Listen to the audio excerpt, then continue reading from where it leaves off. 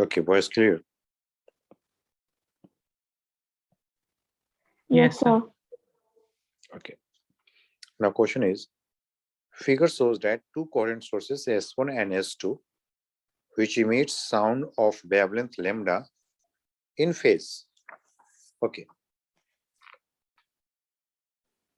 The separation between the sources is 3 lambda.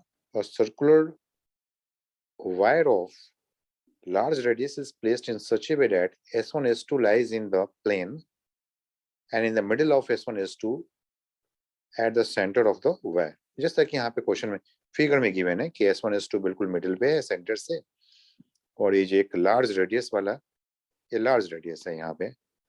This radius is very large.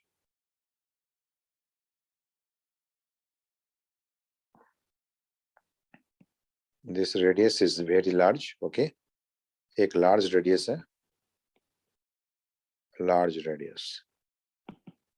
Okay, तो find angular position theta. हमें ये theta के value calculate करना है so that constructive interference takes place. मतलब कहाँ पे कंस्ट्रक्टिव इंटरफेरेंस होने वाला है ना, कहाँ पे मैक्सिमम मिलने वाला है. तो हो सकता है कि यहाँ पे हो तो फिर यहाँ भी हो, फिर यहाँ भी हो, यहाँ भी हो. क्या होता है, रेगुलर इंटरवल पे एक मैक्सिमम होंगे और फिर उसी के बीच में फिर क्या होगा, मिनिमम भी होगा. ऐसे ऐसे हर जगह पे अलग अलग. सपोज करो कि यहाँ पे मैक्सिमम हो गया, तो फिर हो सकता है कि यहाँ भी मैक्सिमम, फिर हो सकता है यहाँ भी मैक्सिमम, फिर हो सकता है यहाँ भी मैक्सिमम, हो सकता है फिर यहाँ पे भी मैक्सिमम, फिर यहाँ भी मैक्सिमम, यहाँ भी मैक्सिमम, ऐसे ही मैक्सिमम और मिनिमम. तो इनके बीच में फिर मिनिमम, ऐसे यहाँ पे मिनिमम, यहाँ पे मिनिमम, यहाँ पे फिर मिनिमम, फिर यहाँ पे इनके बीच में मिनिमम, यहाँ पे बीच में मिनिमम. तो ऐसा मैक्सिमम मिनिमम ये सब चलते रहेगा इसका. तो यही इसने पूछा कि अगर ये जो S1 S2 है, इनका इनके बीच का कोई सेपरेशन गिवन है, कितना भाई, 3 लैम्डा का सेपरेशन गिवन है. ये रहा यहाँ पे क्वेश्चन में 3 लैम्डा. तो इस बात को आप नोट कर लीजिए कि भाई S1 S2 के बीच में जो डिफरेंसेज है ना, यहाँ से यहाँ तक का जो डिस्टेंस है वो 3 लैम्डा का है ना. कहीं भी हम नोट कर लेते हैं इस बात को. ये डिस्टेंस कितने का भाई, ऐसे यहाँ पे लिख लेता हूँ, ये 3 लैम्डा का डिस्टेंस है. इट इज 3 लैम्डा और wavelength of the source lambda है. ओके, ऐसा गिवन है. तो कहाँ पे मैक्सिमम कहाँ पे मिनिमम है ये हमें बताना है. रेडियस वेरी लार्ज दिख रहा है. तो फिर से मैक्सिमम पूछा है. अब मैं यहाँ से पावर डिफरेंस देखूंगा यहाँ पे, है ना. तो फिर मुझे पावर डिफरेंस दिखाना पड़ेगा यहाँ पे. तो देखो हम यहाँ पे पावर डिफरेंस दिखा रहे हैं फिर से. ये देखो इनके बीच का, मैं थोड़ा सा ना बड़ा डायग्राम एक बनाता हूँ, फॉर्म करता हूँ अलग पेज पे, तो आपको साफ तौर पे देखे सेम सिमिलर डायग्राम मैं थोड़ा बना दूंगा यहाँ पे. इस ऐप के थ्रू मैं एक बड़ा सा लार्ज डिस्टेंस बना देता हूँ. ठीक है, लार्ज एरिया ये बना करके, और इसको मैं और बड़ा कर देता हूँ कि मैं बड़ा सा फोटो दिखेगा, एंगल्स प्रॉपरली मेजरमेंट हो जाएंगे यहाँ पे, है ना. बड़ा सा एंगल आ गया. अभी ठीक है, थोड़ा सा इसको ना थोड़ा कम कर देते हैं. ये हो गया. मैं यहाँ पे ना वो S1 S2 को भी दिखा देता हूँ आपको, सेंटर से पास करता हुआ S1 S2. ये सेंटर है और यहीं पे मैं कहीं पे S1 को रख देता हूँ. सेंटर यहाँ पे है ना, एक तरफ मैंने यहाँ पे S1 रख देता हूँ, एक तरफ S2 रख देता हूँ. यहाँ पे लिख देता हूँ ये S1 है और ये S2 है. और वो पॉइंट P मैं कहीं पे ले लेता हूँ, ये रहा पॉइंट P. और एक लाइन ड्रॉ करता हूँ कि इस पॉइंट P पे एक वेव ऐसे जा रहा है और दूसरा वेव जो है वो ऐसे आ रहा है. और दोनों के बीच में क्या डिस्टेंस है, पाथ डिफरेंस, उसको भी हमें देखना है. तो पाथ डिफरेंस देखने के लिए क्या करते हैं भाई, ये पॉइंट P है पार्ट डिफरेंस देखने के लिए हम इसे परपेंडिकुलर ड्रॉ कर लेते हैं, ठीक है। और क्वेश्चन में एंगल थीटा के बारे में बताया रखा है इसमें। ये एंगल सेंटर से एंगल थीटा लिया है, तो एक रेफरेंस के लिए इसने सेंट्रल लाइन बनाया है जिसको एंगल थीटा हो। चूंकि S1 S2 काफी कम है, R की वैल्यू बहुत ही ज्यादा है, तो मैं एक एंगल के लिए भी यहाँ पे लाइन ड्रॉ कर लिया, और इसकी जो एंगल है उसको भी यहाँ पे दिखा देता हूँ कि इसकी एंगल ये है, और इस एंगल को इसने थीटा बोला है। थीटा को हम इधर लिख लेते हैं, दिस एंगल इज थीटा। ये जो एंगल है थीटा है, ऐसे है ना, क्लियर है ना? बिल्कुल। अब देखिए यहाँ पे, अगर मुझे चाहिए इसका पाथ डिफरेंस चाहिए, तो हम इसकी पाथ डिफरेंस को बड़े ही आराम तरीके से निकाल सकते हैं। ये देखना, मैं इस पे परपेंडिकुलर ड्रॉ कर देता हूँ, यहाँ पे परपेंडिकुलर ड्रॉ कर देता हूँ, है ना, एक परपेंडिकुलर। अभी जो परपेंडिकुलर है ना यहाँ पे ऐसे, ये 90 डिग्री। अब ऐसा लग रहा है कि परपेंडिकुलर है, तो इसका नाम रख देता हूँ यहाँ पे, नॉर्मल एन लिख देता हूँ। तो S2n ये नॉर्मल हो गया यहाँ पे। अब ये पाथ यहाँ से यहाँ तक का पाथ और ये पाथ, दोनों पाथ इक्वल है, ये ही इनका पाथ डिफरेंस हो जाएगा। This is the path difference. अभी जो मैं लाइन दिखा रहा हूँ ना, this is the path difference. तो इस पाथ डिफरेंस के लिए हमें इस एंगल को चाहिए कि भाई ये एंगल क्या फॉर्म हो रहा है, ये एंगल क्या फॉर्म होगा, इसको जानना है कि एंगल क्या होगा। अगर ये एंगल थीटा है तो ये एंगल क्या आएगा, ये हमें समझना है। या फिर कोई भी इस ट्रायंगल का कोई एक एंगल हम देख लेते हैं, ऑब्वियसली। तो लेट्स सी, तो पहले तो यहाँ पे पाथ डिफरेंस को हमने मार्क कर लेता हूँ कि पाथ डिफरेंस हमारा कौन सा है। मैं कहूंगा कि ये यहाँ से लेकर के ना यहाँ तक के पाथ डिफरेंस है, ये पाथ डिफरेंस ऐसे, इसको लिखना है, ये डेल्टा एक्स है। लेकिन इस डेल्टा एक्स की वैल्यू इस S1 S2 के बारे में हमें पता है कि S1 S2 डिस्टेंस कितना बड़ा है। S1 से लेकर के S2 तक का जो डिस्टेंस है ये 3 लैम्डा का है, ऐसा क्वेश्चन में गिवन है। अच्छा, इस ट्रायंगल में देखना, ये भी इस पे परपेंडिकुलर ही है, यहाँ पे दिस इज परपेंडिकुलर है।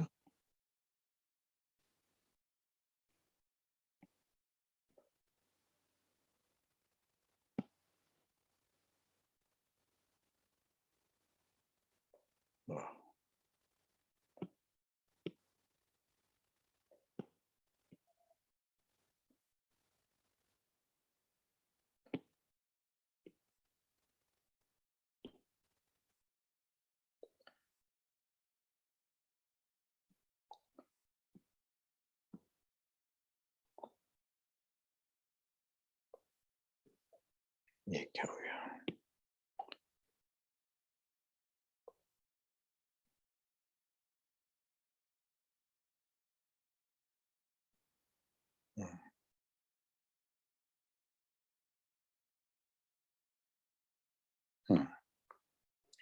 ये देखना, ये भी इस पे परपेंडिकुलर ही है, यहाँ पे ये परपेंडिकुलर है।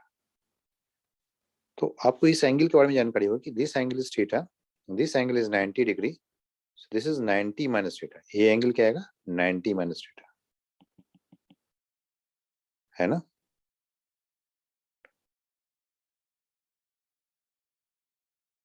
क्लियर है ना, ये एंगल 90 माइनस थीटा होगा,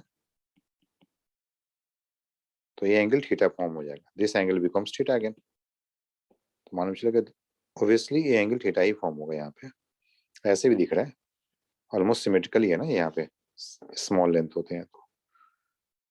तो डेल्टा एक्स को मैं क्या बोल सकता हूँ, डेल्टा एक्स को बोल सकता हूँ मैं 3 लैम्डा कॉस थीटा बोल सकता हूँ। Delta x is equal to 3 lambda cos theta. इसको मैं डेल्टा एक्स की वैल्यू क्या लिख सकता हूँ, इसकी कंपोनेंट लिख सकता हूँ।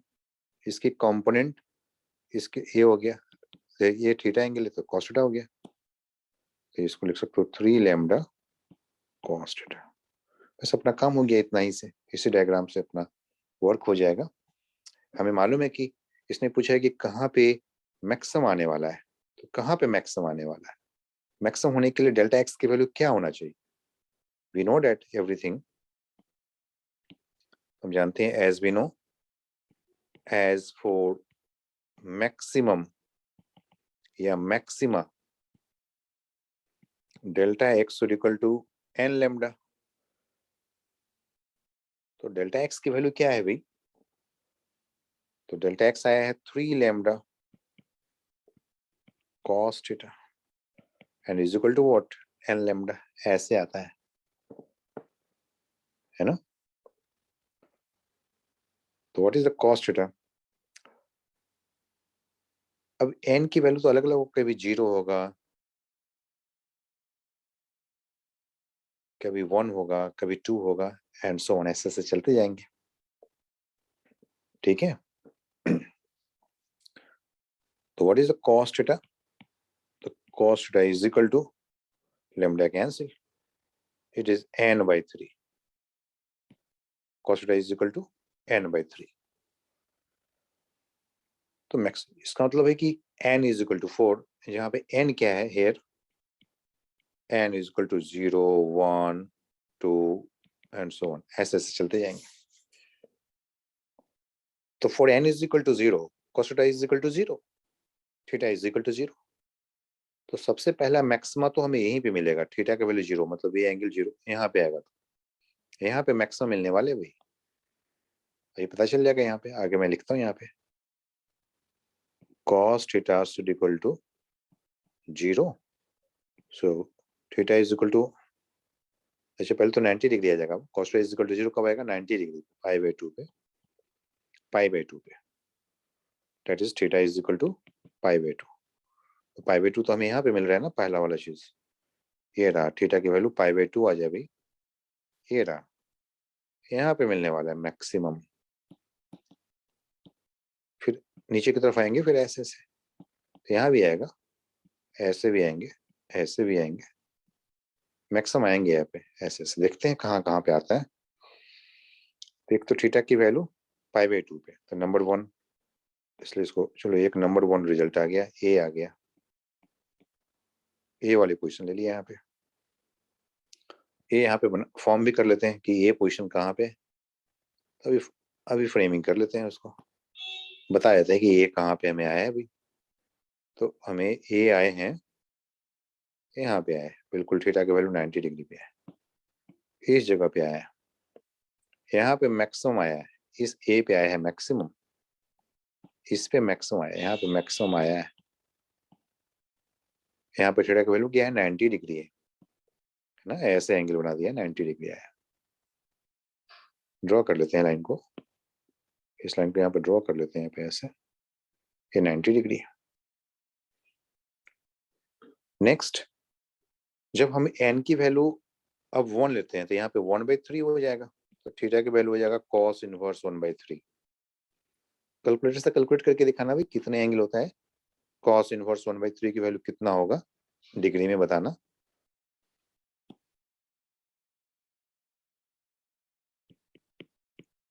निकाल लो भाई। नेक्स्ट 4, ये हो गया, for n is equal to 0 ऐसा हो गया, फिर यहाँ पे n इज इक्वल टू 1 के लिए लिखे हुए, तो for cos theta is equal to 1/3 means theta is equal to cos inverse 1/3। कितना होता है भाई एंगल,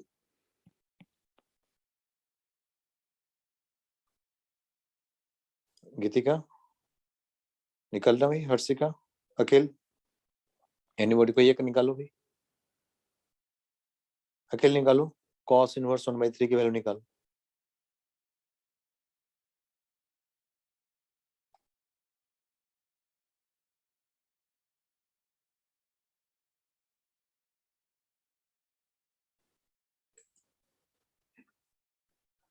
70.5 डिग्री, ठीक है, अप्रोक्सीमेटली निकालना है।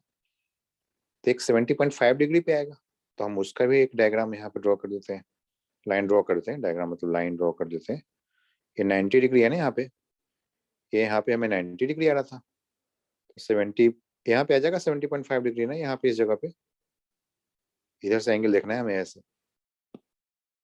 तो मैं उस लाइन को ड्रॉ करता हूँ, लो भाई ये रहा, एक हमें बी पोजीशन पे आ गया, ये 90 डिग्री के लिए आया था, ये 70.5 डिग्री के लिए आ गया है यहाँ पे। और भी कहीं कहीं आएगा ना, 2 के लिए लिख लो, 2 के लिए similarly. Next for n is equal to 2, इसका भी निकालना 2/3 का cos inverse, theta is equal to cos inverse 2/3, इसका भी कैलकुलेट करना।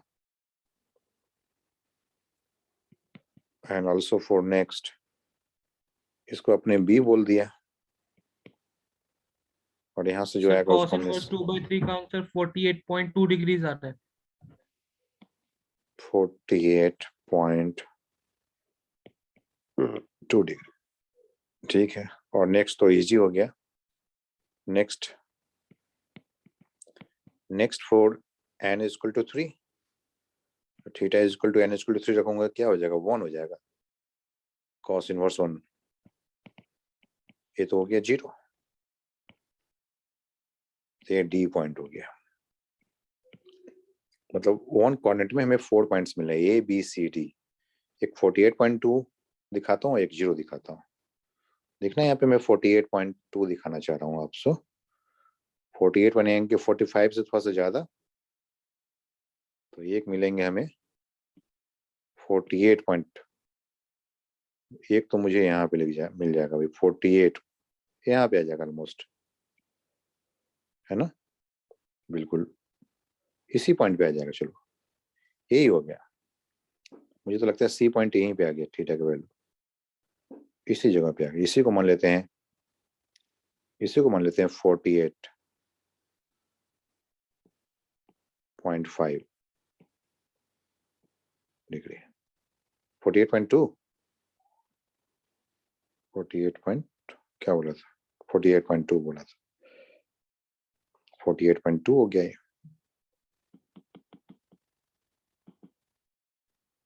तो एक सी पॉइंट हमें यहाँ पे मिल गया, और डी पॉइंट यहाँ पे मिल गया, 0 पे मिल गया, ये 0 डिग्री हो गया, और यहाँ पे हम इसको बोल देंगे 48.2 डिग्री, 48.2 डिग्री, है ना। तो इसी तरीके से हमें आगे भी फर्दर मिलने वाला है, मतलब एक पर्टिकुलर कोऑर्डिनेट में हमें कितने मिल गए पॉइंट्स, तो एक पर्टिकुलर पॉइंट कोऑर्डिनेट में हमें जो पॉइंट्स कितने पोजीशन पे मैक्सिमम मिल रहा है, 4 पोजीशन पे, 1 2 3 4। तो ऐसे ही इधर मिलेंगे ऐसे, यहाँ पे ऐसे ऐसे से फिर मिलते जाएंगे ऐसे पॉइंट्स, है ना। तो find the angular position theta on the wire for which constructive interference takes place. These are the angular position, एक पर्टिकुलर जहां पे हमें कंस्ट्रक्टिव इंटरफेरेंस मिल रहा है। क्लियर है ना। आंसर देखिए, तो आंसर में क्या दे रखा है, प्रॉपर्ली है answer given. Answer is question number,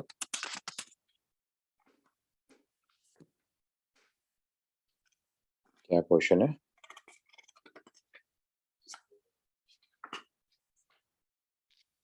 question number 34। Question number 34 का जो आंसर है बिल्कुल सेम है, सही एंगल तुमने बिल्कुल निकाला है। देखना है आंसर में यहाँ पे सेम आंसर इज गिवन, जो हमने कैलकुलेट किया है ना, exactly the same answer. Well done Akhil, तुमने बिल्कुल जो कैलकुलेशन करके दिया है वो सेम एंगल है यहाँ पे 34। यस, ये रहा 34, ये रहा।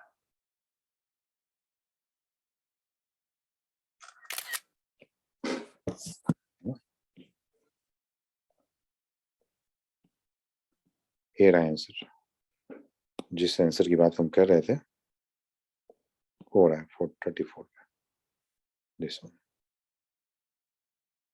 0 degree, 48.2, 70.5 and 90 degree and similar points in other coordinates, you know, same. This is the answer. Answer matched. ठीक है ना? Okay. That's it. तो ये है, आप स्क्रीनशॉट्स ले लो इसका, है ना? Take the screenshots.